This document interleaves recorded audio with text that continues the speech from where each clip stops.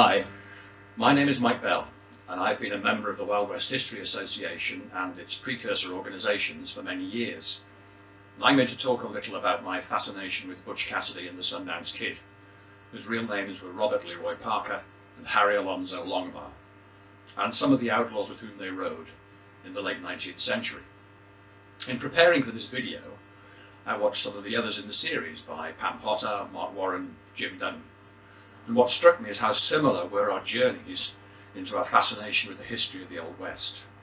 I was born in the 50s when there were only 2 television channels here in the UK, but both regularly showed westerns. These days it's all cops and superheroes, but then it was cowboys. In fact, I distinctly remember my dad bringing our first TV set into the house and turning it on. In those days you had to wait while the set warmed up. When the TV finally came on, it showed a masked man riding through a canyon. We were halfway through an episode of The Lone Ranger, an episode I finally got to see in full when I was in El Paso at a conference of the Western Outlaw and Lawman Association back in 2000. So it was TV shows that first triggered my interest in the Old West, but a history teacher who helped me realise there was real history to the period, not just TV stories. Jack McEwen, my history teacher, helped me get hold of some books on the gunfighters and the lawmen. Richard O'Connor on Wild Bill, Stuart Lake on Wyatt Earp, and Walter Noble Burns on Billy the Kid. But for the equivalent of $1, I also picked up a copy of James D. Horan's Pictorial History of the Wild West, which had a whole section on Cassidy and Sundance, the last horseback outlaws who fled to South America. I mean, how exotic is that for a story? So by the time the movie Butch Cassidy and the Sundance Kid reached the UK in 1969, I thought that I already knew quite a bit about the 2 outlaws. As it happened, I went to see the movie with a friend for my 13th birthday. Unfortunately, we got to the cinema too late to see the start of the show and too early for the next showing. But a kind usherette let us in to see the film 20 minutes before the end. That sort of spoils the plot, really. But the film began with a black and white movie and said most of what follows is true. Now, of course, we know that most of what followed was conflation, speculation and assumption to make a great movie. But with the help of Jack McEwen, I began writing to libraries and museums in the United States asking for information on Butch and Sundance. What I got back were clippings from newspaper articles and excerpts from old magazines, Real West, True West, and so on. These magazines were rare as rocking horse droppings in the UK at the time and are still hard to get hold of. And I loved the advertisements in those old pulp magazines. In between the ads for Charles Atlas chest expanders and X-ray spectacles were genuine ads for books. One of those was an advertisement for Charles Kelly's The Outlaw Trail, the story of Butch Cassidy and the Wild Bunch. Another was Pearl Baker's The Wild Bunch at Robber's Roost. And then there was another J.D. Horan book, Desperate Men, revelations from the Pinkerton files about Butch Cassidy, the Wild Bunch, and Jesse James and other outlaws of the era. It took forever to order copies from the United States, but when they arrived, I was over the moon. I think I must have read the print off those books back in the day. But I confess it was seeing the film that really focused my interest on Cassidy, Sundance, and the other members of the various gangs with whom they rode, and that interest has persisted to this day. I confess to my fascination for those men, regardless of their actual deeds and their actual legend. But even then I had questions. It was my history teacher who pointed out that what I was reading and seeing was only one version of the truth. Kelly's work was a version of Cassidy as recalled many years later by people who had known him, or claimed to have known him, and filtered through the pen of Kelly. Kelly, like others of his time, Harry Sinclair Drago, Paul Wellman, J.D. Horan, wrote in a journalistic style to entertain, not, one might argue, as serious history. But even within the limitations of Kelly's book, and we shouldn't be too hard on them, they were authors from a time and place writing for a popular audience, even then it was clear that the movie had been a little elastic, shall we say, with the truth. One was that the partnership between Butch and Sundance was probably only the last incarnation of the various outlaw partnerships that Cassidy had during his career. He rode with Matt Warner, Tom McCarty, Al Hainer and Elsie Lay before he partnered up with Sundance and left the United States. And Sundance had a dubious criminal career all of his own, including a spell in the jail in Sundance, Wyoming, from where he got his name, before he and Cassidy became partners. We don't know exactly where and when they met, maybe in Colorado in the 1880s. In fact, there is much about their careers that we still don't know and remains a fertile area of study. But a film called Butch Cassidy and the Sundance Kid was much more attractive than a film called Butch and Al Hainer or Butch and Nat. All I can say is thank goodness Harry Longabaugh wasn't jailed in Slick Poo, Idaho or Ding Dong, Texas. Butch Cassidy and the Slick Poo Kid? Not sure that would have sold many tickets. And Jack McEwen also pointed out the fact that J.D. Horan was giving his view, or us his view, of the Pinkerton Detective Agency's view of the Outlaws, whose whole business model was based on a model of fear and retribution. Fear among their customers, the American Bankers Association, the express companies and the railroads, that they might be attacked by the outlaw boogeymen. Fear among the outlaw boogeymen, that if they attacked a Pinkerton customer, they'd be hunted down and retribution meted out. So the Pinkerton files, or what is left of them, remain a mixed blessing. They do contain a great deal of valuable information.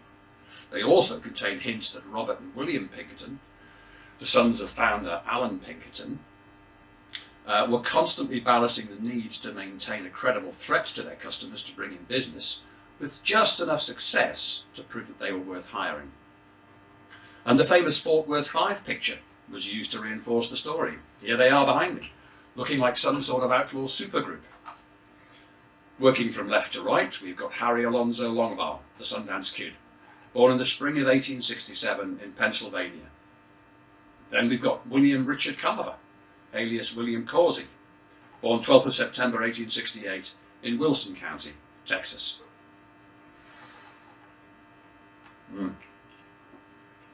Then we've got Benjamin Arnold Kilpatrick, the tall Texan, who wasn't that tall by modern standards, born in 1874 in Coleman County, Texas. Then Harvey Alexander Logan, the lethal Kid Curry, born in 1867 in Tamar County, Iowa.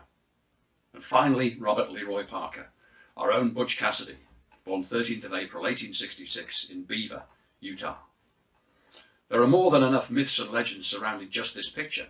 We don't even know when it was taken, sometime in the fall of 1900. Popular writers will tell you that this picture led to the downfall of the outlaw gangs because it was widely circulated and caused them to be recognised. But research by people like Donnell and Richard Seltzer shows that the stories are myths. By the time the photograph was widely circulated in November 1901, all the men in this picture were either dead, in jail, or had left the country. But even here, the movie created a myth. Note that they all have great outlaw names, except for poor old Will here. So the movie named him News Carver and made him something of a nerd obsessed with press accounts of the outlaws' exploits. It's a useful plot device to enable Carver to read out some snippets from the press about the Hole in the Wall gang, but probably had little to do with the Hole in the Wall gang, and Carver was never called News Carver. Even with these misgivings, however, by the mid-70s I thought I had a pretty good understanding of the lives and deaths of Butch and Sundance and the other members of the gang Charles Kelly called the Wild Bunch. Butch, Sundance and others formed the core of the Wild Bunch. They robbed a series of banks, mining companies and trains, starting with the bank in Telluride, Colorado in 1889, bank in Montpelier in 1896 in Idaho, a mining payroll at Castlegate in Utah, the bank in Belle Fourche in South Dakota in 97, and trains in Folsom, Wilcox and Tipton in 98, 99 and 1900. And then the bank in Winnemucca, Nevada in 1900. Butch and Sundance then left for South America with the woman who called herself Etta or Ethel Place in the spring of 1901. The rest of the Wild Bunch carried on, but they really shouldn't. The results were disastrous. 1900 was not a good year for the outlaws who stayed in the United States. Carver was killed in Sonora, Texas, while Ben Kilpatrick was arrested in St. Louis in the same year and jailed for 15 years. But Ben, being an outlaw of not very great intelligence, didn't reform and was killed robbing a train near Sanderson, Texas in 1912.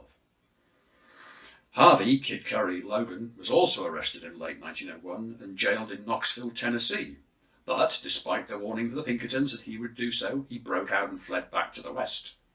He displayed the same level of self-awareness as Kilpatrick and was almost certainly killed, or rather killed himself, after being badly wounded in the aftermath of a train robbery, a Denver and Rio Grande train robbery near Parachute, Colorado, in the summer of 1904. Meanwhile, Butch, Sundance and Ethel spent some quality time in Argentina before returning to crime. The standard Wild Bunch chronology says they robbed a bank at Rio Gallegos in February 1905, then a bank at Villa Mercedes in December 1905, before fleeing to Chile. Etta then vanished, and Butch and Sundance went on to Bolivia, almost literally running to the top of the world, where they were killed on the night of 6th-7th November 1908 after holding up a payroll. In the movie, they go back to their old ways because they think they see Wyoming lawman Joe LaForce. Incidentally, in the movie they go directly to Bolivia, and the 4 years they spent in Argentina are conveniently overlooked. And Joe LaForce did go to Argentina, but he was selling slot machines, not chasing outlaws. And in fact, very early on, the Pinkertons, the press and the railroads were responsible for creating the myth of the horseback outlaws they came to call the Wild Bunch. And even that term is used incorrectly. It was floating around Vernal, Utah in the late 1890s, but only applied to a small group of outlaws, of which Cassidy and his then partner Elsie Lay were on the fringes. The Pinkertons, however, appropriated the term in their 15th September 1902 report to the American Bankers Association, and then applied it to all the loose-knit gangs that involved any of these men from the Fort Worth 5 photograph. By that date, however, the gangs had been broken up, they'd gone, but the Pinkertons still had a business to run. And using the term the Wild Bunch was much easier and more attractive than constantly having to refer to the Hole in the Wall gang, the Diamond Mountain gang, the Powder Springs gang, the Robbers Roost gang, and so on. And the myth-making had begun back in 1897. In that year, the press was flooded with accounts of a gang of outlaws numbering 500 men operating across several states. The gang was allegedly subdivided into local gangs led by a chieftain, of which Cassidy led the Robbers Roost gang. A year later, the press was reporting that Cassidy had been elevated to being the leader of the whole outfit. Buried in the press, often in local newspapers, we can find accounts that challenge this view. Sheriffs John Ward of Uinta County and Lewis Grant of Carbon County, both in Wyoming, both said that Cassidy only ever rode with a handful of friends and he was not the leader of any gang. But those views didn't sell yellow newspapers or bring in hefty insurance premiums for the Pinkertons. The movie also represents one of the great myths of the outlaws. After the second movie train robbery, based on the 1900 Tipton train robbery, the outlaws are gathering their loot when a small train approaches, halts and sits quietly, except for the hissing of the boiler.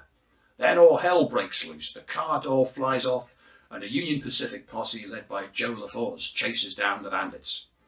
A couple of outlaws are shot down, while Butch and Sundance only get away in the end by jumping into a river. Once again, it's great entertainment, but very poor history. In fact, the Union Pacific Bandit Hunters, as they were called, were only brought together in the summer of 1902. Joe LaForce was involved, as were several other lawmen, but the Union Pacific and the Pinkertons regarded the main threat as Kid Curry, not Butch and Sundance. After Curry was believed killed in the summer of 1904, the operations of the Bandit Hunters were cut back. The Union Pacific, however, maintained the myth of the Bandit Hunters, commissioning articles on the outfit that ran for years afterwards, and retrofitted the Bandit Hunters into the pursuit of the Wilcox robbers in 1898 and several other robberies in which neither the Wild Bunch outlaws nor the Bandit Hunters played any part. But they were kept as alive as a deterrent to any would-be train robbers. Then there are the famous photographs taken of the Bandit Hunters in Cheyenne. They were taken in the summer of 1904, long after the so-called Wild Bunch had split up, but they're still used today to illustrate articles on Cassidy and Sundance. By 1908, the real Bandit Hunters were long gone, even as they were being portrayed in Buffalo Bill's Wild West show, which toured the States, complete with a flatbed truck disguised as a railroad engine. And while actors were playing at Bandit Hunters, 2 men died in a tiny mountain village, San Vicente in Bolivia. Myth and men were coexisting at the same time. So were the two men who died Butch and Sundance? I think so, but I choose my words very carefully. Despite the fact that we are still uncovering evidence that supports the view that they were Butch and Sundance, such as newspaper accounts that specifically named them within months of the fight, the evidence remains overwhelmingly circumstantial. So I think they died there, but I can't prove it for certain. There are those who will argue in good faith that one or both survived or were never at San Vicente and returned to the United States. But again, the evidence is circumstantial and fragmented on that side of the argument as well. But that remains part of the attraction of the lives of these men, the flight to South America, the mystery of what they did there and in the United States, and the ongoing hunt for definitive evidence of their deeds and their deaths. Like any historical subject, the truth still needs to be told. And even in the mystery of their deaths or return, more myths were made. In the 1930s, a man named William T. Phillips appeared in Wyoming looking for information on Butch. He was actually a small-time forger called William T. Wilcox, who'd been jailed in Laramie at the same time as Cassidy. It was Phillips' attempts to write a movie that led to Larry Pointer's 1974 book, In Search of Butch Cassidy. At the time, Pointer believed that Phillips was Cassidy, and to give Larry full credit, he carried on his research and later showed that Phillips was actually Wilcox, and more recent research explains how and why Phillips used the two names. They both came from different parts of his family. But I was impressed by Pointer's book when it came out for two reasons. The first was, unlike the work of Kelly or Horan, it was drawn from a variety of sources, including newspapers, interviews with old-timers, court records, and so on. It was the closest to a work meeting academic standards that had yet been published on Cassidy to that date. And the second reason I liked it was that it was properly noted and sourced, and I still go back to Larry's books regularly because of the wealth of material he has in them. But the appearance of Phillips prompted another round of myth-making. The director of the Works Progress Administration in Wyoming, Mark Christensen, instructed his field workers to find as many recollections of Cassidy as they could to try to determine once and for all if the outlaw had returned. In the end, Christensen decided that the stories of Cassidy's return were true, which got him into an argument with Charles Kelly, who concluded that the stories of the deaths of Butch and Sundance and San Vicente were true. You take your money, you take your pick. In fact, an analysis of the original material gathered by the WPA in the 1930s reveals several things. One is that many people clearly told the WPA researchers what they, the researchers, wanted to hear. They told stories of knowing Cassidy in Wyoming before he was notorious, even though those stories could now be shown to be completely without foundation. So some people told the WPA what they wanted to hear, and the WPA writers, like Lord Langmichael and Alex Green, told Christensen what they thought he wanted to hear. On the other hand, another thing that emerges from the WPA material are some stories of Cassidy that probably are true, but they never received the attention that the juicier stories received. So a story that says, I saw Butch Cassidy stand off the sheriff, or I disarmed Butch Cassidy on the streets of Lander, is a much more attractive proposition than a story that says, Butch came by my house after he came out of prison in 1896, and I never saw him again. Third conclusion is that Christensen's assessment that Cassidy had returned was wholly based on his belief that Cassidy was Phillips, or Phillips was Cassidy, which we now know to be false. Yet several things do emerge from the stories of Cassidy, whether in Wyoming, Utah, or elsewhere, and from the history of the man as we now know it today. The first is that he appears to have been, for the most part, a genuinely likeable character, unlike some of the thugs he rode with. Time and again, even those who believed him guilty of crimes, such as Judge Jesse Knight, who sentenced him to prison, commented favourably on his character. The second thing to emerge is that we begin to get an insight into why Cassidy did what he did. Regardless of which of the canonical robberies attributed to the Outlaws were actually committed by Cassidy, when he and Sundance left for South America in 1901, we begin to see what they were after, a quiet life as they had known as young men. After a few weeks in New York, they settled on land in western Argentina that looks for all the world like the first Parker home in Circleville, Utah. The fact that Butch's father probably bought the home, now preserved as Cassidy's boyhood home, long after Cassidy had left, is neither here nor there. He seemed to be seeking a return to the peace and quiet of his youth. But then another element of Cassidy's character kicks in, a destructive pattern of behaviour. He cannot stay away from other criminals, or they are drawn to him and he doesn't reject them. For example, it's now all but certain that Cassidy and Sundance played no direct part in the Rio Gallegos robbery of 1905. But the men who probably did commit the robbery had stayed with Cassidy and Sundance at their ranch in Cholula and were accused of a 1904 hold-up in which they'd used a pistol belonging to Cassidy. He had to talk his way out of that particular problem, which drew attention to him. In one of the ironies of the lives of Cassidy and Sundance, they had to flee from the Argentine idyll they'd created because of a robbery in which they probably played no part. And the same pattern of behaviour occurred earlier in New Mexico, in 1897, when Cassidy and others fled to the WS Ranch near Alma. Before long, Cassidy was joined by other outlaws. His friend Elsie Lay joined the Ketchums in robbing a train at Folsom, which led to a gunfight in Turkey Creek Canyon in which Lay and Sam Ketchum were badly wounded and lawmen were killed. Cassidy and Sundance had no option but to move on. So is there anything left to research in the lives of Cassidy and Sundance? The answer is a resounding yes, there is still much work to be done. In recent years, I've looked at Cassidy's lost years in Wyoming before he was arrested and jailed for horse theft. That 5-year period between 1889 and 1894 was only covered in passing by Kelly, Horan and other early writers. Now we know that Cassidy was caught up in a series of events in 1892 and 1893 in which ranchers from several states tried to bring to an end the epidemic of horse theft. Cassidy was lucky to escape with his life in the Horse Thief War. 9 other men didn't. Now we know that Cassidy was in Buffalo, Wyoming, in the fall and winter of 1890-1891. He was there with his early partner Al Hainer and other outlaws, such as Manuel Armenta. Armenta is rarely mentioned in early histories of Cassidy, but was clearly a much more important character in real life. Much more work needs to be done on the lives of Hainer, who remains anonymous, Armenta, and others. Now we know that some of the stories by Butch's sister in her book, Butch Cassidy, My Brother, are supported by contemporaneous evidence, such as the tale of him being arrested for horse theft and sitting in an open jail in Montrose, Colorado, rather than escaping.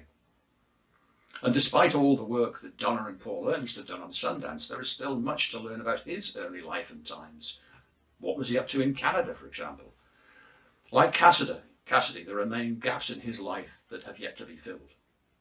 And every new discovery raises yet more questions. Then there are the canonical Wild Bunch robberies. I have now serious doubts that Cassidy committed all the robberies that were attributed to him by the press and the Pinkertons. But that begs the question, if he didn't do it, then who did? For example, the train robberies at Wilcox and Tipton were attributed to Cassidy by the Pinkertons, but nearly all early accounts credit Kid Curry and Flatnose George Curry as the leaders of the train robbers. Cassidy was added as the criminal mastermind later. Then there is the myth that Cassidy invented the notion of relays of horses to outrun pursuing posses. Well, the idea was put into practice at Telluride in 1889, but that robbery was probably planned by Matt Warner and veteran outlaw Tom McCarty. I used to think that Cassidy and Sundance certainly robbed the bank at Winnemucca, Nevada on 19th of September 1901, in part because years ago I discovered an account of the robbery allegedly given by Sundance. Now I have my reservations. We know the Pinkertons leaned heavily on the bank president, George Nixon, to agree that Cassidy, Sundance and Will Carver were the perpetrators. Maybe they were, and maybe the newspaper account was indeed an account by one of the robbers. But was it Sundance? And there remains the mystery of the woman who called herself Mrs. Place. Will we ever find out any more about her? I guarantee we will, but not necessarily while I'm still here. Slowly but surely, we are moving towards an evidence-based view of Cassidy, Sundance and the other outlaws, rather than just an anecdotal view of their lives. Anecdotes do have their place as one source of evidence, but for too long they were the only source of material we had on the outlaws. We are digging below the myth created while the two men were still active outlaws, a myth created to suit the needs of journalists who wanted to sell thrilling stories to newspapers, who in turn wanted to sell mountains of copies to a willing public. and by corporations that needed to maintain the myth of well-organised outlaw gangs. If anything, it is now clear that there must be so much more material out there that is yet to be found that will support or refute the myths and legends of Butch and Sundance.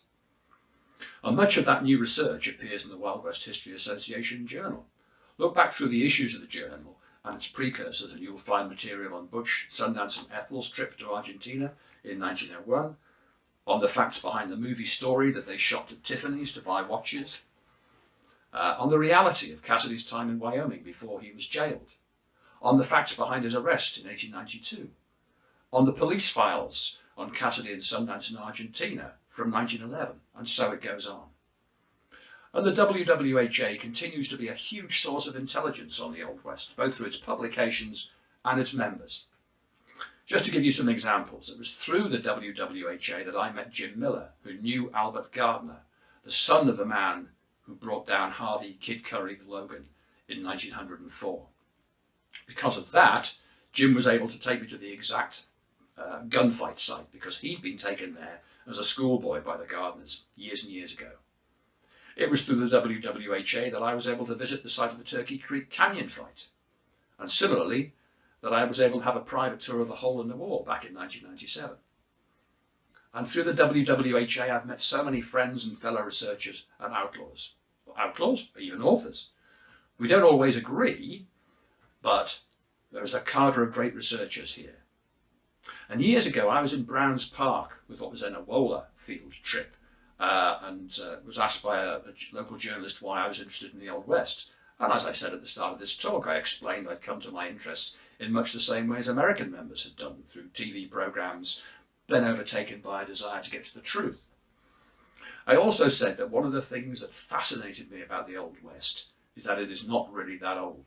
Clearly, as I get older, the history recedes. But when I was a younger man, the children and grandchildren of those who knew the outlaws and the lawmen who fought them were still around. I said to the journalist that sometimes, when I'm out in a wild place where the outlaws and lawmen roamed, it feels like I've just missed them. If I could only turn my head fast enough, I could catch a glimpse of them from the corner of my eye. And even now, that is still the case. When the WWHA met in Cheyenne in 2019, I gave a talk on Cassidy and the Horse Thief War of 1892.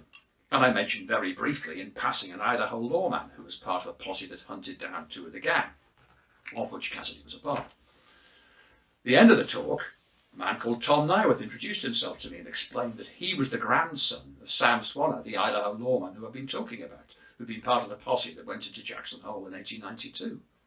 And Tom has shared a ton of material on Sam, including the pistol that we believe he took from one of the horse thieves after the fight in Jackson Hole.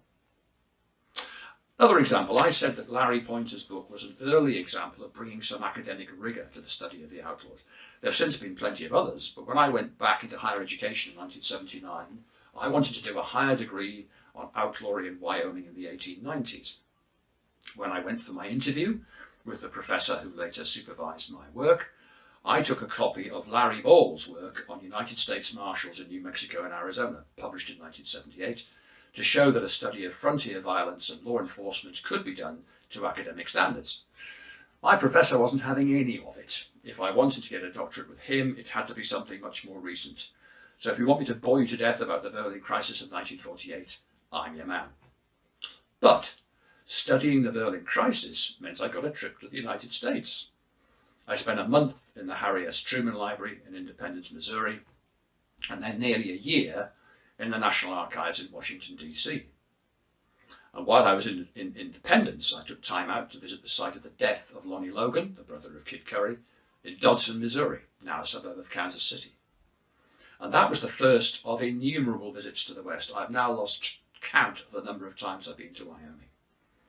I think it was Jim Dunham who said in his talk that nothing beats standing underground where these people walked and talked, lived and died. I agree completely. Even today, I get a real thrill from visiting places in the West where the old outlaws and old lawmen rode. And the 2019 WWH conference was outstanding for another reason. Not only did I get to catch up with and meet people whom I've known for years at the association, but I got to meet two of my historian heroes. One is Larry Ball, whose work persuaded me decades ago that it was possible to write outlaw and lawman history with a degree of rigour. The other is John Davis, whose work on crime in Wyoming is just exceptional.